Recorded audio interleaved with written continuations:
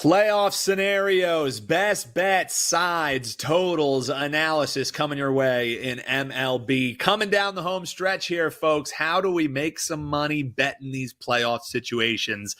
That's what you're here to find out. Joining me today, I got two of the best in the biz here talking MLB. Ross Benjamin, Jesse Schule, whether they're cashing on the gridiron or on the diamond for the clients, they're just happy to keep making you some money. We're going to give you some free sides and total analysis here for you.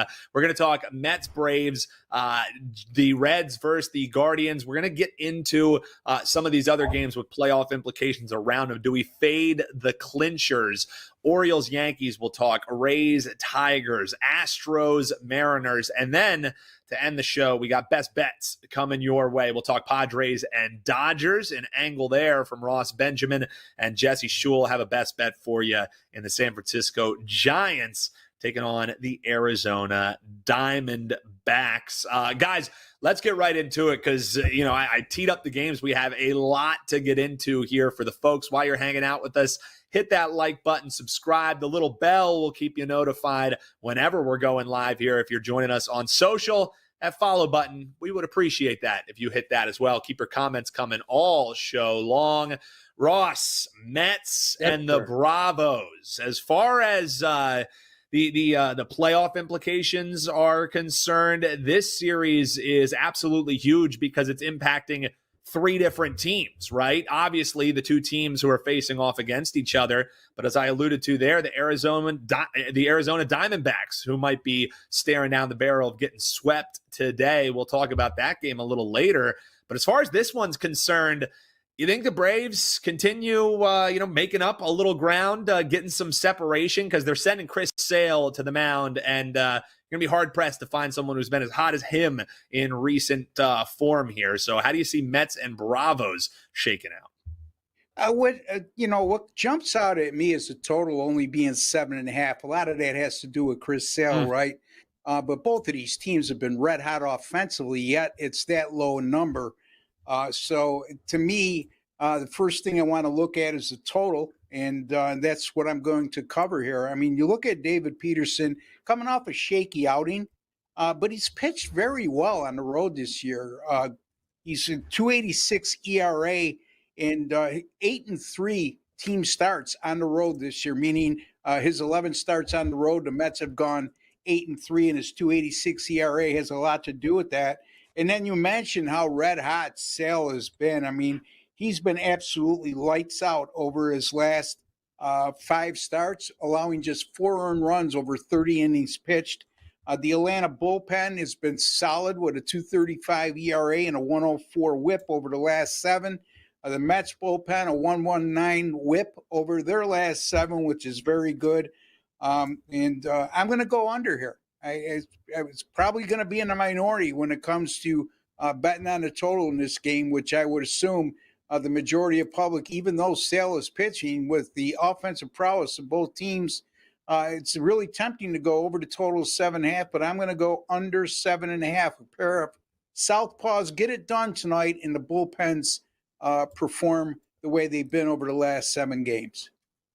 Yeah, and with playoff implications inbound, maybe clinching the bats a little bit tighter as they're aiming to clinch a postseason run here. Great breakdown there from Ross Benjamin. Hop below in the comments. Let us know which some of these games you're eyeing and what some of your best bets are. The guys will have theirs coming up here in just a few. But Jesse, let's talk another series here with the Reds and the Cleveland Guardians, because in the case of the Guardians, it's more kind of figuring out what they do come postseason, right? They're already locked in. They're good to go. Signed, sealed, delivered over a week ago for them. And now they're trying to figure out what's that rotation going to look like as they're heading on into the postseason. They're going to get some questions answered as they're looking for a sweep here today in just a little 2-game set, going with rookie Joey Cantillo heading to the bump. So trying to find out what they have in that as far as it's concerned for the rotation moving forward here. How do you see this one shaking out, though? Is it going to be all roses there for the rookie, or you think maybe a bit of a struggle as they try and figure out that rotation? Well, Dan, you mentioned at the top of the show, should you fade the clinchers? And yeah, Cleveland has had the division wrapped up for a while, but officially they clinched the first round bye with the win last night. I'm going to fade Cleveland coming off that clinching win. I'm going to look at Cincinnati as the dog here. I had Chicago against your Phillies in a similar situation yesterday. And another thing that was similar about that game is Justin Steele was supposed to be the starter in the previous game where the Phillies clinched, and then they pushed him back, and he started yesterday, and Chicago got the win. The same goes for Jacob Junis, who was pushed back. He was supposed to be the starter yesterday. He will go for the Reds today, and he's been pretty dominant in his last 5 appearances, posting an ERA of 1.14. He doesn't go deep into ball games, and then we get into the bullpens. But with Cleveland clinching, I expect a lot of guys to be rather lackadaisical. Maybe they had a few pops last night. Maybe they rest some guys. Nothing to prove for the Guardians here. Time to have some fun for the Reds. Bit of a pitching mismatch. Joey Cantillo, 2-3 with a 4.69 ERA in 7 starts. He's not a guy that they think too highly of. I mean, he's probably not going to go too many innings either. At the end of the day, I think the value is on the underdog here in the Cincinnati Reds. I'm looking at the run line. It's a little bit pricey, so I might split my bet between the run line and the money line.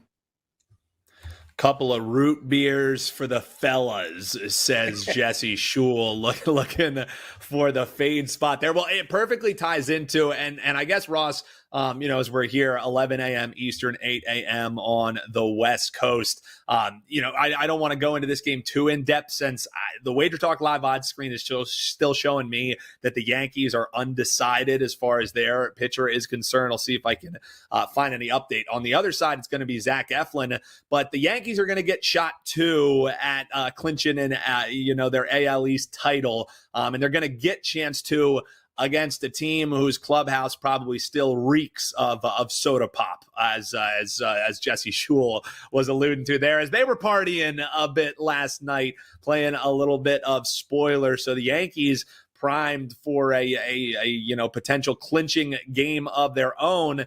They're forced to wait another day for New York fans. And again, I'm not seeing who the starting pitcher is, but you have to think if we're, fading the partying teams, and it's been a profitable angle this year, especially, is that the way that you would look? The Yankees finally getting it done. The O's a little bit of a letdown spot after the raucous evening last night. Well, you scared me a little bit because you mentioned it's 11 a.m. and then you followed up Jesse's having pops because they're celebrating. Jesse has pops and celebrates when his hat falls off. So, the bottom line is, and there's no way at 11 a.m. I'm having pops. So, and getting back to the matter at hand.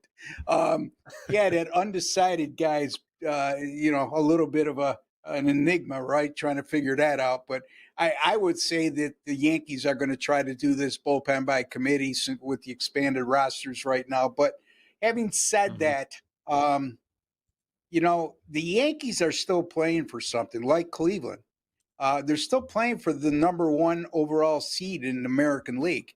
They do, I believe, have a 1.5 game lead over Cleveland. So I know that's the least of these teams' concerns at this point, but there's still a little bit to play for there. And this is a game, look, it's too much unknown going into this game. I have a hard time taking Baltimore right now, the way they've played over the last quarter of the season. Mm-hmm. And again, without knowing who the Yankees starting pitcher is going to be, I just can't pull it. I don't have an opinion on this game. Weak, strong, or just a guess. I wouldn't venture in any of those directions. Yeah, and once you know the starting pitching, all right, you can start handicapping it maybe a little bit better. If you're going by the Yankees site, it says probable pitcher, you're looking at Nestor Cortez. But again, as Ross said, you could just be looking at trotting out a bullpen game there. So definitely, I would wait on that one. I don't think you're going to get maybe 5-10 cents of a line move once they name the starter. So I think it would be worthwhile having that information locked in before you're putting a wager on that. Hop below in the comments. Let us know if you agree, if you disagree, or if you already fired on that game and are saying, yeah, it stinks like beer over there on the O's side. I'm going the other way. I don't care who's tossing the rock. Jesse, for you, if you'd love to give any thoughts on that one, but again, I think it's something that you wait on.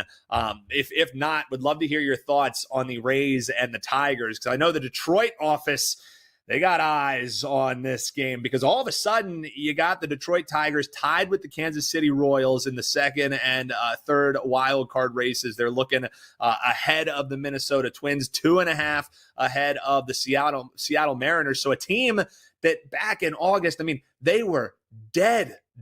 Talking, a month ago, around August 11th, I think it was like 0.2% that they had a chance of making the playoffs. And the Detroit Tigers, like that Undertaker meme, just rising out of the casket, all of a sudden are alive as they're opposing the Rays here today. So what? Any thoughts for you in this Rays and Tigers set?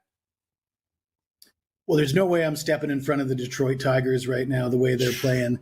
You look at the starting pitching matchup, it would seem to favor Tampa Bay. Little has been lights out for Tampa Bay in his last few starts. And Montero, the guy's been, average at best, let's say. Capable enough that I couldn't talk anybody off of betting on the Tigers either. But I'd actually look at the total. I thought I saw some 8s on the board. Certainly if you could get an 8, under 8 would be a good bet. Even at 7.5. This is a huge game for Detroit. Like you said, clutching the bats extra tight. They're facing a pitcher who's been pretty good lately. What was it, a 2-1 game last night? And that was a 2-1 game where it was 2-0 heading into the top of the ninth, and a run was scored late. I could see another tight playoff style game here tonight. I would think the under would be the best bet for this game. David Talk also will circle back here just quick today. Yankees game. Great comment. Appreciate you guys in the comments. Shout out to you. FB coach David Talk. Paco Healy in the house celebrating a little Padres triple play action yesterday. Congrats to you, man. But David Talk pointing out on DraftKings, they are seeing Cortez listed as far as the Yankees pitching is concerned. So that probable pitcher looking like that is more and more likely by the moment. Keep those comments coming, though, folks. Would love to hear what your best bets are tonight. We have those coming up. Padres and Dodgers.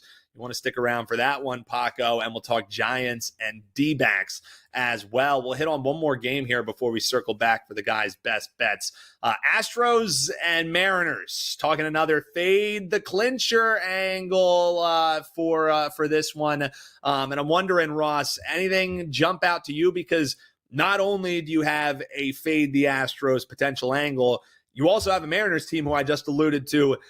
They need games like blood right now, and they still have plenty to play for here at the end of the year. So you got a team who was celebrating into the wee hours of the last night with the soda pops with the fellas, and you got a Mariners team who's probably just pissed off that they weren't the ones getting to celebrate this as they're rolling down the end of the season. So Astros and Mariners, I think, again, do we just keep backing that angle because it's worked out well here? Is that the way you would look?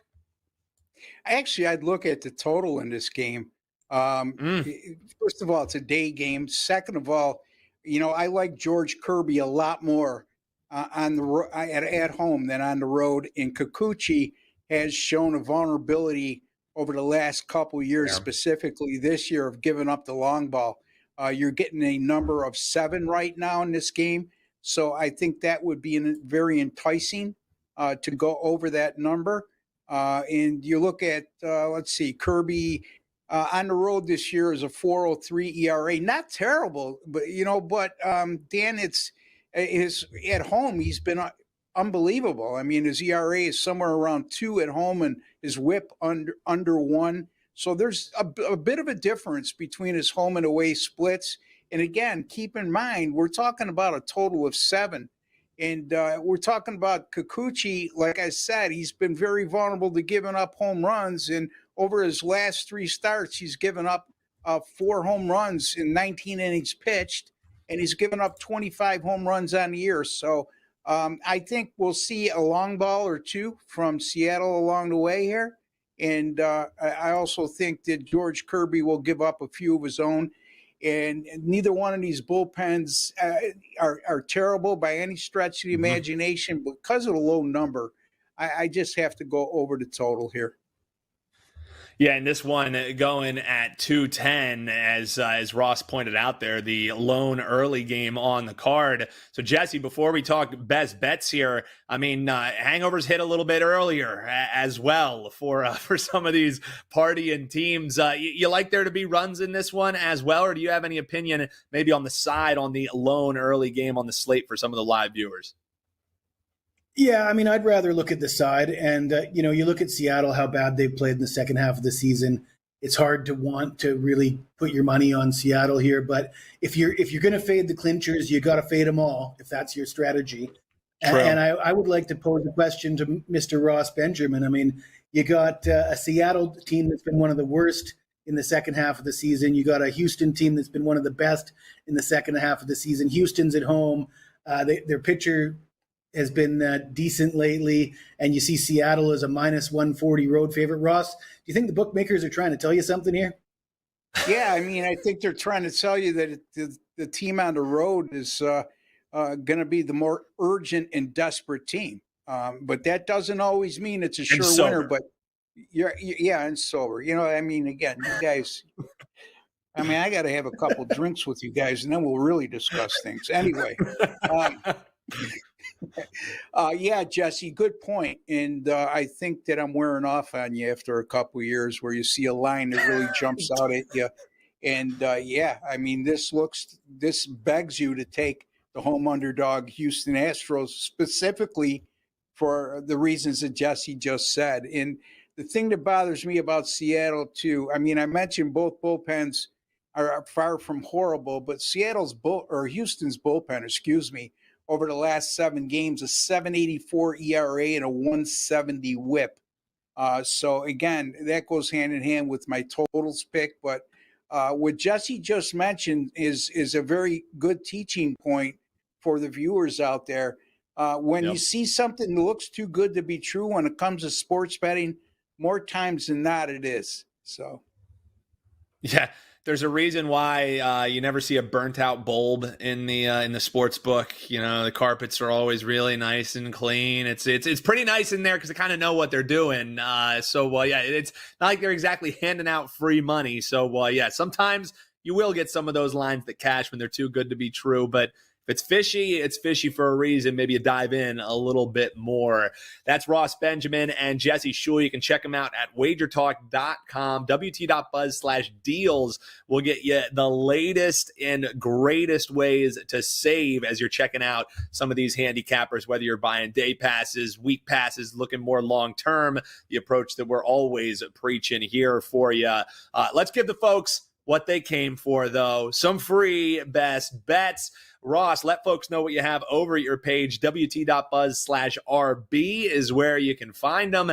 And the Padres and Dodgers. I know Paco Healy was partying last night with his Padres getting the dub there. If we, again, keep that fade the clincher theory, that means it's a Dodgers play, and it's not hard to talk people onto backing the Dodgers recently. That's for sure, and especially when you think about the dramatic way in which the Padres got that done last night. So best bet for you comes in this game, but what do you have up for the clients over at your page? Well, last night I had a premium pick.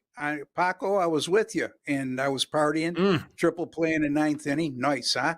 And we pull out a 4-2 win, and I had the Padres plus 106 with my premium pick.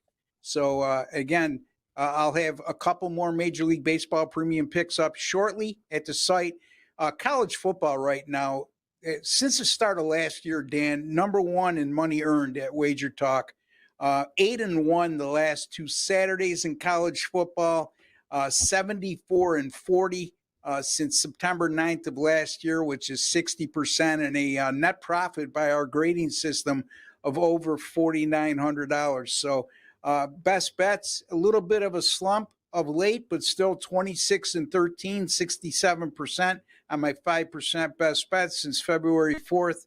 NFL and college football combined, I was number 2 in money earned last year, coming off a terrible week with my premium picks in the NFL. But folks, if you followed the free pick videos in the NFL last week, I went 5-0. So sometimes it's not an exact science. All right, Padres and the Dodgers. Look, Jack Flaherty, I thought he was a tremendous pickup by the Dodgers when they got him from Detroit. And the first half of the year, this guy was lights out. It concerns me he's been a little bit erratic down the final stretch of the regular season. As a matter of fact, over his last 2, 9 innings pitched and 7 earned runs allowed. And also, he's going to be facing a Padres team, 46-30 on the road, which is a very good road record. And actually, if you take away maybe the first quarter of the road games, it's even better than that. They're going to go with Dylan Cease, meaning the Padres. 2 starts, he's been terrific. 14 innings pitched, 0 earned runs. He's been consistently good all season long. The Padres bullpen, a 2.57 ERA over the last 7. And the Dodgers bullpen, if Flaherty continues to pitch at the rate he's pitched the last 2 starts, they're going to come into play in their ERA right now. 4.79, not real good over the last 7. Don't look now, but the Padres are just 2 games behind the LA Dodgers for the NL West lead. So it's not only about fading a clincher, it's about a team that's still mathematically, very mathematically alive for a division title here. So I think more pressure is going to be on the Dodgers since they have had a comfortable lead for the majority of the season, and now they find themselves in the final week of the season only up 2 games against a team they're facing tonight. So I'm going to go with San Diego here as a money line underdog of plus 115. If you listen really closely, you can hear our man Paco fist bump into the air. He's like, what? I get that fun game last night, and Ross Benjamin is saying I get plus money on my Padres tonight. That's the best bet for free right here from Ross Benjamin. You can check out his page, wt.buzz/RB. While you're hanging out, hit that like button and subscribe. If you're over on the social media channels, Instagram, X, and TikTok, hit that follow button. Keep those comments coming. We do appreciate it. All right, Jesse, for you, man, like the hottest team in baseball is the team that has nothing to play for. And it's the San Francisco Giants as they're taking on the Diamondbacks. I don't know if in this series the offenses just completely flipped what uniforms they're wearing. 8 home runs over the first 2 games of this series. Now the San Francisco Giants are aiming for the sweep. And we, alluded to pricing maybe being a telling of what's too good to be true. Well, the pricing says with Zach Gallen on the bump, over a $2.25 favorite that you're seeing for the Arizona Diamondbacks to not get swept.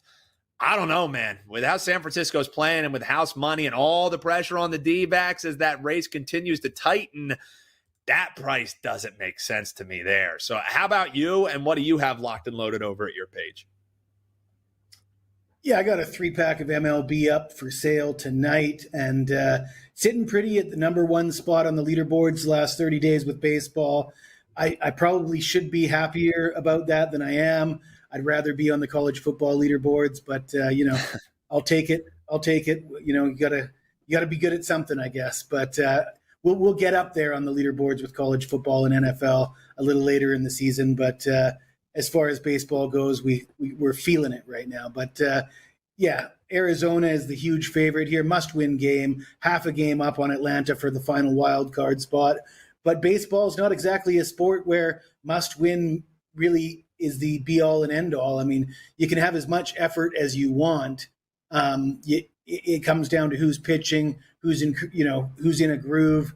And San Francisco is the hottest team in baseball right now. They come in as winners of 7 of their last 8. And you look at these teams that are facing must-win games. I mean, Kansas City's faced 8 must-win games in a row. They've lost 7 of them. Minnesota has lost 3 must-win games in a row. Seattle continues to lose must-win games. The teams that are fighting for these wild card spots are choking because probably the moment's too big for them. Like you said, they're gripping that bat too tight. Arizona's got their ace going tonight, Zach Gallen. I like Gallen. I like betting on Gallen in spots like this, but against a San Francisco team that's clearly the better team the past 7 to 10 days. You look at Gallen's career numbers against San Francisco, pretty pedestrian, 5-5 with a 4.19 ERA in 15 career starts. That doesn't warrant a price of $225. Mason Black, a guy that's got terrible numbers on the season, but he's only allowed 2 runs in 9 2/3 innings in his last 2 starts. His most recent start, he tossed 5 2/3 scoreless against a Kansas City team that was in a must-win situation. So all that to me points toward the dog, and I will take San Francisco on the run line plus 1.5 at a very reasonable price, close to a pick'em. There's no way I'm stepping in front of the hot team here.